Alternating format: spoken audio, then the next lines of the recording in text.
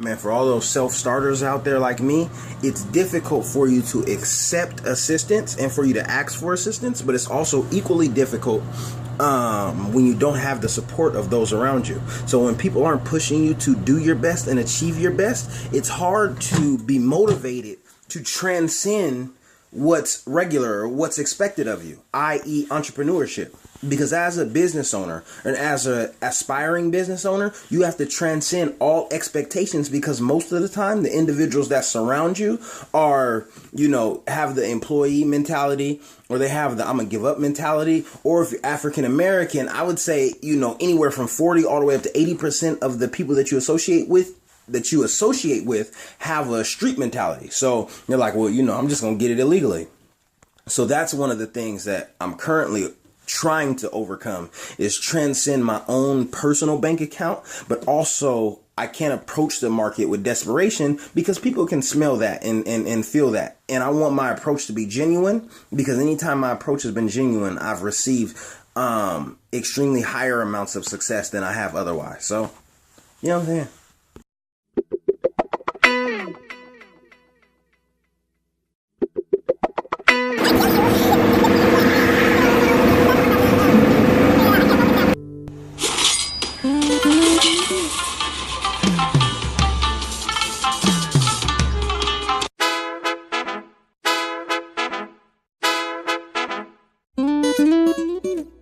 Also a dichotomy between achievement level, because while I want to achieve great things, I don't want to be like a startup CEO, because that doesn't give me the time and flexibility I need to raise my family adequately.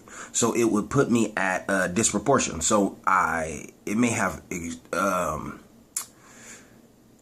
vast amounts of upside, but the downside I'm not willing to gamble. Made the 1, 2, maybe 5 years of separation for your family, and then you sell the business. But by that time, I'm addicted to the process. So with my mentality and with the way that I know my brain works, I would become a startup junkie quickly, because I love that environment of starting with nothing and creating something. It would wrap me up, take up all my time, and I wouldn't be an adequate father. So I got to deal with the pros and the cons and the balances, which is why the direct selling or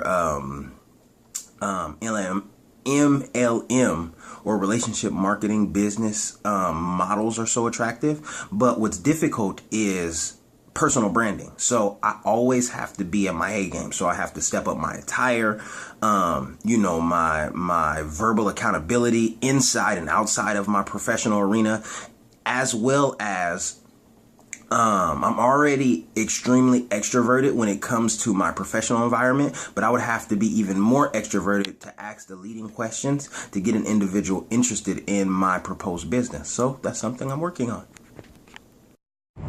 One of the other essential difficulties is raising a black man in today's society. Bless you, mommy. Raising a black man in today's society, because you have to do a mixture between intellectual excellence, making sure they achieve that on par or superior to their different racial background counterparts, so their other classmates that aren't black kids. And you have to ensure that they're a free-thinking individual that challenges the boundaries of today's society, so they don't create the normality or the average mediocre lifestyle that their parents had to suffer through. Right.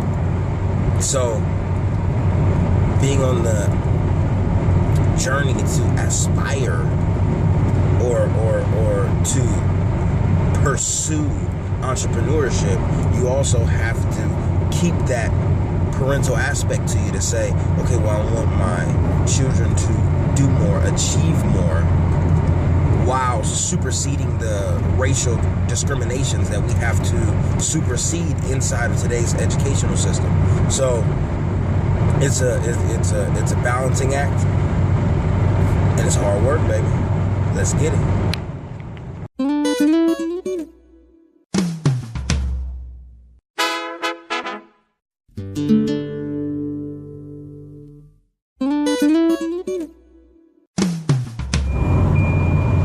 It's hard because I feel like to achieve what I want to achieve, I can't really live and enjoy the mediocre moments that pass. So I'll give you a scenario.